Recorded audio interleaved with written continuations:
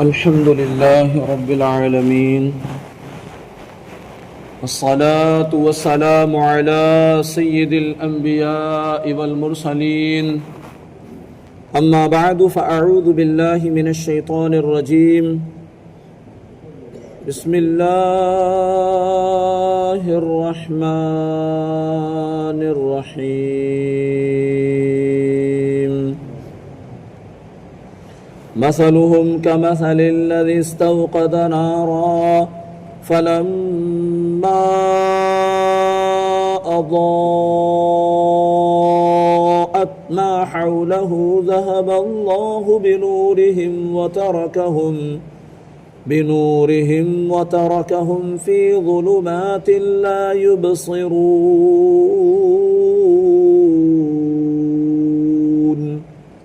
صم بكم عمي فهم لا يرجعون صدق الله العظيم.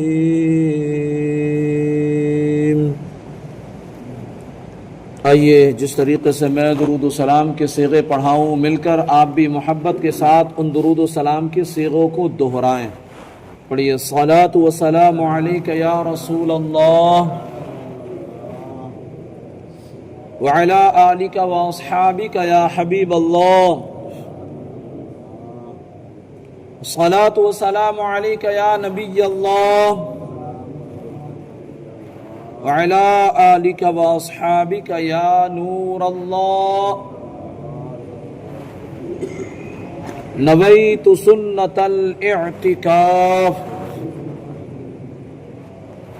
پیارے پیارے اسلامی بھائیو، اعتکاف کی نیت مسجد میں داخل ہوتے ہی کرنے کی عادت بنائیں کہ جیسے مسجد میں داخل ہوں تو فوراً اعتکاف کی نیت کر لیں. انشاءاللہ اس کے بہت سارے فائدے آپ کو نصیب ہوں گے کہ جو بندہ مسجد میں داخل ہوتے وقت اعتکاف کی نیت کر لیتا ہے، اللہ پاک اس کے ہر سانس کے بدلے اس کے نامہ اعمال میں 10 نیکیاں درج فرماتا ہے. اللہ پاک کلام مقدس میں ارشاد فرماتا ہے مثلهم كمثل الذي استوقد نارا. ان کی مثال اس شخص کی طرح ہے جس نے آگ روشن کی، پھر جب اس آگ نے اس کے آس پاس کو روشن کر دیا تو اللہ ان کا نور لے گیا اور انہیں تاریکیوں میں چھوڑ دیا. انہیں کچھ دکھائی نہیں دے رہا، بہرے گنگے اندھے ہیں، پس یہ لوگ لوٹ کر نہیں آئیں گے. یہ ان لوگوں کی مثال ہے جنہوں نے اللہ تعالیٰ سے کچھ ہدایت، جنہیں اللہ تعالیٰ نے کچھ ہدایت دی یا ان پر قدرت بخشی، پھر انہوں نے اسے ضائع کر دیا اور ابدی دولت کو حاصل نہ کیا. یعنی ایمان جیسی دولت کو انہوں نے قبول نہ کیا. اگر یہ ایمان قبول کر لیتے تو ابدی نعمت ان کو یہ ملتی کہ جنت ان کا ٹھکانہ ہوتا. اور جنت وہ جگہ ہے جہاں ساری آسائشیں موجود ہیں، جہاں ساری اللہ عز و جل کی نعمتیں موجود ہیں. اور جنت میں جو سب سے بڑی نعمت ہے وہ یہ ہے کہ جنتیوں کو اللہ پاک اپنا دیدار کرائے گا. تو فرمایا گیا کہ انہوں نے اسے ضائع کر دیا اور ابدی دولت کو حاصل نہ کیا. ان کا انجام حسرت، افسوس اور حیرت اور خوف ہے. اس میں وہ منافق بھی داخل ہیں جنہوں نے اظہار ایمان کیا، دل میں کفر رکھ کر اقرار کی روشنی کو ضائع کر دیا، اور وہ بھی جو مومن ہونے کے بعد مرتد ہو گئے. یعنی ایمان سے انحراف کر لیا، ایمان کو چھوڑ دیا، مسلمان نہ رہے، پھر وہ مرتد ہو گئے. اور وہ بھی جنہیں فطرت سلیمہ عطا ہوئی اور دلائل کی روشنی نے حق کو واضح کیا، مگر انہوں نے اس سے فائدہ نہ اٹھایا اور گمراہی اختیار کی. اور جب حق کو سننے، ماننے، کہنے اور دیکھنے سے محروم ہو گئے تو کان زبان، آنکھ سب بیکار ہیں۔ پھر یہ سب بیکار ہیں، ہمیں اللہ عز و جل کی خفیہ تدبیر سے ہمیشہ ڈرتے رہنا چاہیے۔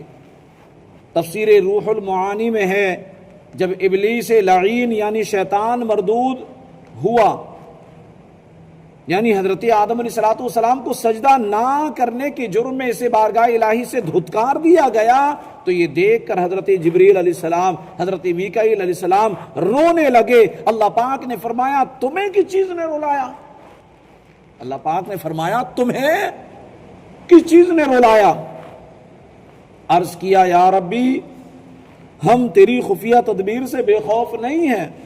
ارشاد ہوا ایسے ہی رہو، ارشاد ہوا ایسے ہی رہو، میری خفیہ تدبیر سے کبھی بے خوف مت ہونا۔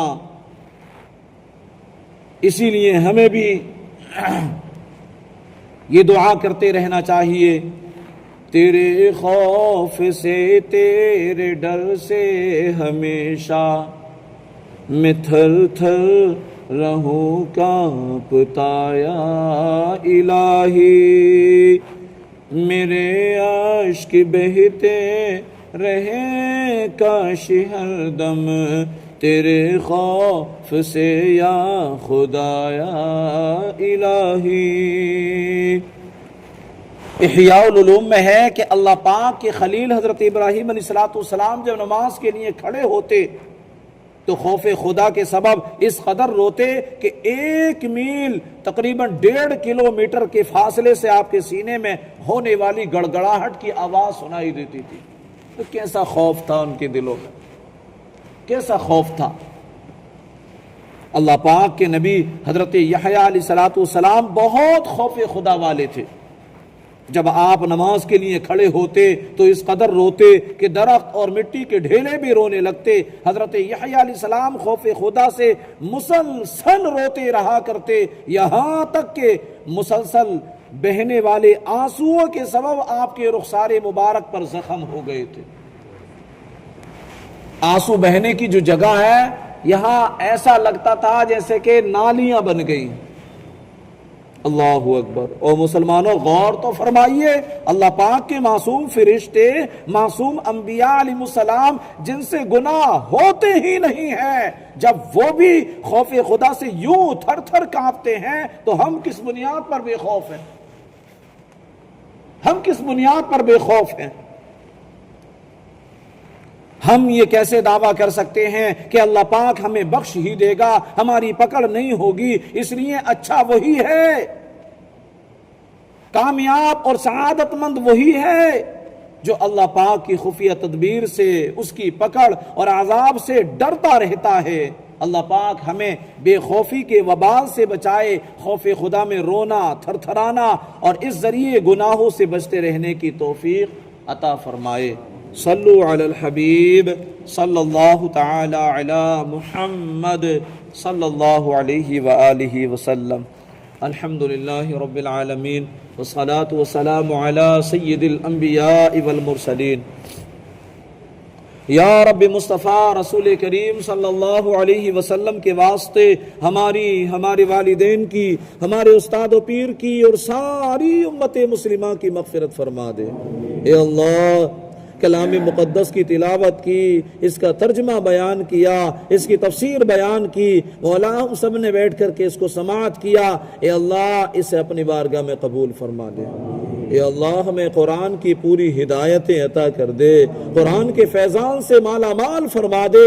اے اللہ اس کلام مقدس کے صدقے مولا ہماری جملہ بلاؤں سے، وباؤں سے، رنج و غم و حزن سے حفاظت فرما، آزمائشوں سے حفاظت فرما۔ اے اللہ کلام مقدس کے صدقے مولا ہم سب کو آسائشیں عطا فرما دے، نیکوکار بنا دے، متقی پرہیزگار بنا دے، تقوی شعار بنا دے، تیرے نبی پاک صلی اللہ علیہ وسلم کی پیاری پیاری سنتوں کا عامل بنا دے، گناہوں کی نحوست سے بچا لے، عاشقان رسول کی صحبت نصیب فرما دے، ایمان کی حلاوت نصیب فرما، ایمان پر ثابت قدمی نصیب فرما دے۔ اے اللہ مساجد سے ہمارا تعلق مضبوط فرما دے۔ اے اللہ ہم سب کو تیری رضا والے کاموں میں لگا دے۔ تیری ناراضگی والے کاموں سے بچا لے۔ مولا ہماری ان دعاؤں پر اپنے محبوب کریم رؤوف الرحیم علی کا تحیت و تسلیم کے صدقے طفیل رحمت کی نظر فرما دے۔ کہتے رہتے ہیں دعا کے واسطے بندے تیرے، کر دے پوری آرزو ہر بے کسو مجبور کی۔ سبحان ربک رب العزت عما یصفون وسلام علی المرسلین والحمد للہ رب العالمین۔ لا الہ الا اللہ محمد الرسول اللہ صلی اللہ تعالی علیہ وآلہ وسلم۔